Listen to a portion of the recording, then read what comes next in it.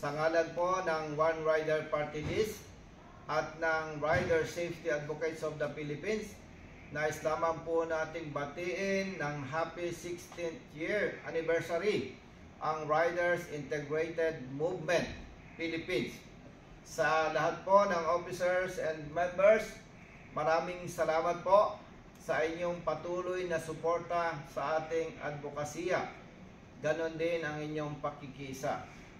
At binabati ko po kayo sa inyong katatagan ng pagkakaisa dahil hindi po kayo tatagal ng 16 years kung kayo ay walang pagkakaisa sa inyong isinusulong at mga advokasya.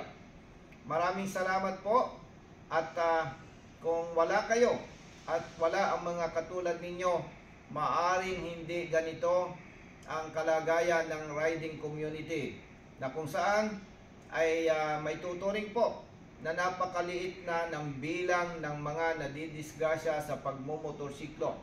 At kapansin-pansin din po na sa tulong po ng Riders Club, ng Riders Organization na katulad ninyo at iba pa nating mga kasama sa riding community nationwide, ay talagang mapapansin po natin na marurunong na ang mga riders sa usaping batas at mga ordinansa. At ang patunay nito ay naipagtatanggol na ninyo ang inyong sarili, at kung hindi man, kayo po ay nakikipag-ugnayan sa aming opisina. Gusto ko lamang pong ipaalala sa inyo na manatili tayong disiplinado sa kalsada at respetohin ang kapwa, ganon din ang mga tagapagpatupad ng batas. At kung hindi maiwasan, nakaranas kayo ng maling pagpapatupad ng batas o naabuso kayo, huwag na po kayong makipagtalo o makipag-away sa pulis o enforcer.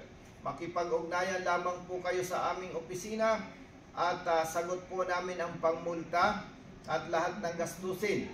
Ang kapalit lamang po na aming hihilingin ay ang inyong salaysay para makapagsampa po tayo ng kaukulang kasong administratibo para sa inyo at para maipagtanggol natin ang inyong panig.